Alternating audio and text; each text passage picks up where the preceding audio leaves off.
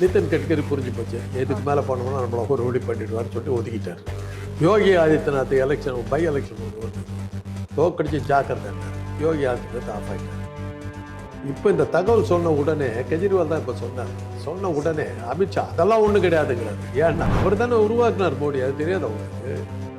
அவரும் அண்ணா ஹசாரேயும் தான், கெஜ்ரிவாலும் அண்ணா ஹசாரேயும் தான் மோடியை வந்து பிரைம் மினிஸ்டராக கொண்டு வரதுக்கு, தலைவராக கொண்டு வரதுக்கே பாடுபட்டவங்க அவங்க தான். 2019 வேலை வாய்ப்புக்காக ஒரு கூட்டம் நடத்துகிறாங்க. கருத்து கணிப்பை இன்னைக்கு அவன் கேட்குறான். கருத்து கணிப்பெல்லாம் வந்து தேர்தல் ஆணையம் நேர்மையாக இருந்து, வாக்கியந்திரம் நேர்மையாக இருந்து, தேர்தல் ஆணையர் நேர்மையாக இருந்தாக்கா தான் அவங்க கருத்து கணிப்பு. தேர்தல் ஆணையர் தான் எந்த லட்சம்னு நமக்கு தான் தெரியும். அதை தான் மக்கள் வெடிப்போடு இருந்தால் ஈரோடு எலெக்ஷன் மாதிரி, கர்நாடகா எலெக்ஷன் மாதிரி நடந்ததுன்னா பிஜேபி ஒரு இடத்துல கூட அதுதான் நடக்கும்னு எதிர்பார்க்கும். ஏன்னா இன்னைக்கு பார்க்கும்போது சில விஷயங்கள்லாம் பார்க்கும்போது அதுக்கான நம்பிக்கைகள் நமக்கு கிடையாது. மக்கள் அந்த அளவுக்கு விட மாட்டாங்க. ஏன்னா ஒவ்வொருத்தரும் சொல்றாங்க.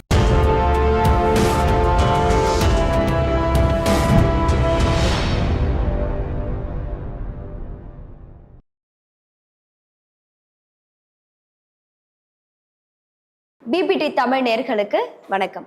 இன்னைக்கு நம்ம நிகழ்ச்சியில அரசியல் விமர்சகர் டாக்டர் காந்தராஜ் அவர்கள் இணைஞ்சிருக்காரு.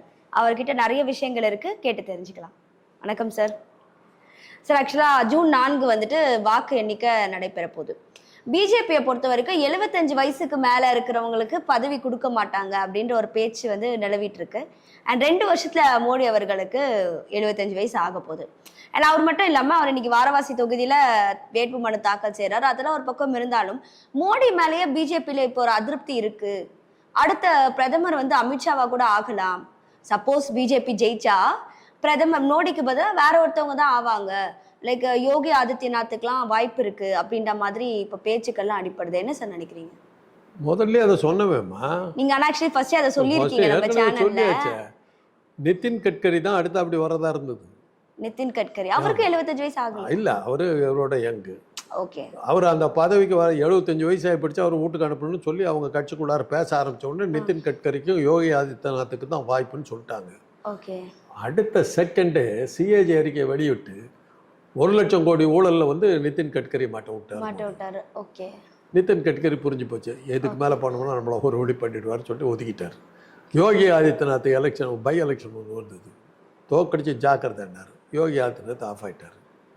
இப்போ இந்த தகவல் சொன்ன உடனே கெஜ்ரிவால் தான் இப்போ சொன்ன உடனே அமித்ஷா அதெல்லாம் ஒன்றும் கிடையாதுங்கிறாரு. ஏன்னா நிதின் கட்கரிக்கு ஆனதோ யோகி ஆதித்யநாத்துக்கு ஆனதோ நமக்கு ஆகிடக்கூடாதுங்கிறதுக்காக பயந்துக்கிட்டு சொல்றாரு. இல்ல, வலுவான எதிர்கட்சியாவும் ஆம் ஆத்மி வரும் அப்படிங்கிறாங்க. சரி, ஆனா அவர் அரவிந்த் கெஜ்ரிவால் வெளியில வந்ததுக்கு அப்புறமா ரொம்ப தீவிரமா பிஜேபிக்கு அகேன்ஸ்டா அவர் பிரச்சாரம் பண்ணிட்டு இருக்காரு. எம்எல்ஏ கூட்டங்கள் கூட நடைபெற்றுச்சு. அதுல வந்துட்டு அவர் வந்து என்ன சொல்லியிருக்காருன்னா, அதான் நீங்க சொன்ன விஷயம் தான், மோடி வந்து அடுத்த வாட்டி பிரதமரா வரமாட்டார் அப்படின்னு. அந்த ஆலோசனை கூட்டத்தில் நிறைய தீர்மானங்களும் அவங்க பேசியிருக்காங்க. வலுவான எதிர்கட்சி ஆம் ஆத்மி வருமா? அவர் தானே உருவாக்குனார் மோடி, அது தெரியாது அவங்களுக்கு. அவரும் அண்ணா ஹசாரேயும் தான், கெஜ்ரிவாலும் அண்ணா ஹசாரேயும் தான் மோடியை வந்து பிரைம் மினிஸ்டராக கொண்டு வரதுக்கு, தலைவராக கொண்டு வரதுக்கே பாடுபட்டவங்க அவங்க தான். 2019 வேலை வாய்ப்புக்காக ஒரு கூட்டம் நடத்துகிறாங்கம்மா. பிஸ்னஸ் ஜாப் ஆப்பர்ச்சுனிட்டிஸ்ன்னு சொல்லி எல்லா இன்ஜினியரிங் காலேஜ்லேருந்து கூப்பிட்டுருந்தாங்க. நாங்கள் அதுக்கு போகிறோம்.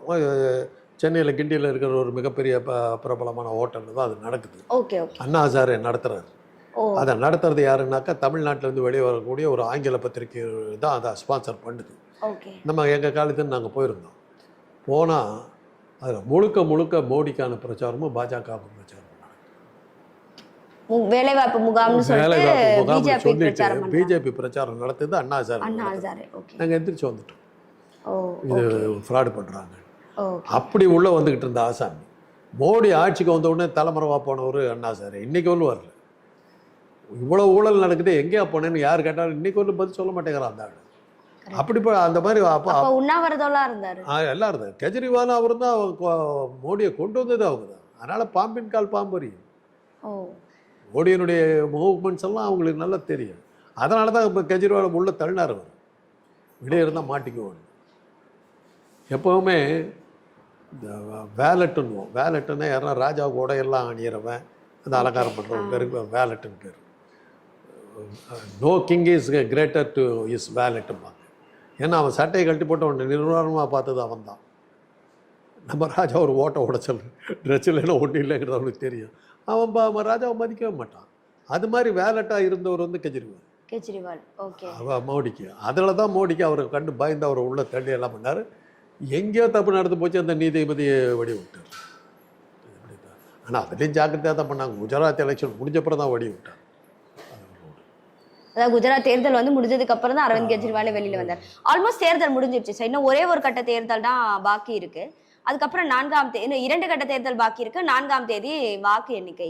அண்ட் நிறைய பேர் சொல்றது என்னன்னா, இப்பயே வந்துட்டு மோடி தான் வந்து பிரதமர் ஆக போறாருன்ட்டு பதவி பிரமாணம் செய்யறதுக்கு அந்த விழாக்கான ஏற்பாடு நடக்குதுன்னு ஒரு பக்கம் சொல்றாங்க.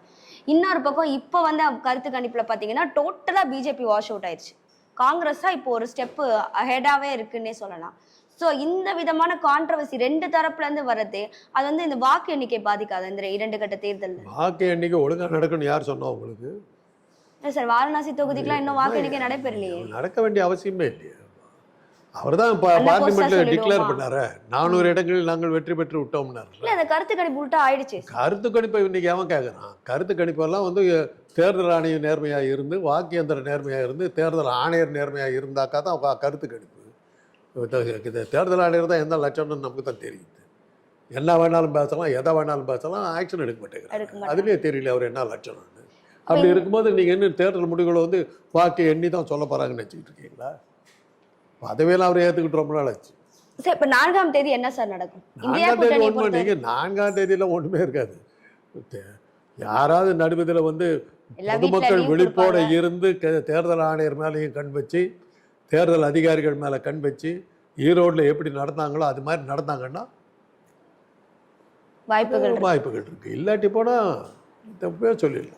இப்போ இந்தியா கூட்டணியோட நிலைமை என்ன சார் இருக்கும் 4ஆம் தேதிக்கு அப்புறம்? அதுதான் இப்போ மக்கள் வெடிப்போட இருந்தால், ஈரோடு எலெக்ஷன் மாதிரி கர்நாடகா எலெக்ஷன் மாதிரி நடந்ததுன்னா பிஜேபி ஒரு இடத்துல கூட வராது, ஒரு இடத்துல கூட வராது. அதுதான் நடக்கும்னு எதிர்பார்ப்போம். ஏன்னா இன்னைக்கு பார்க்கும்போது சில விஷயங்கள்லாம் பார்க்கும்போது அதுக்கான நம்பிக்கைகள் நமக்கு நிறையா இருக்கு. மக்கள் அந்த அளவுக்கு விட மாட்டாங்க. ஏன்னா ஒவ்வொருத்தரும் சொல்றாங்க, ராகுல் காந்தி மேல கொஞ்சம் நம்பிக்கை அதிகமாக இருக்கு. ராகுல் காந்தியை சொல்றாரு, இவ்வளவுக்கு பிறகு மோடி ஜெயிச்சாக்க அது வாக்கேந்திரத்தில் ஃப்ராடு பண்ணாதான் ஜெயிக்க முடியுன்றார்.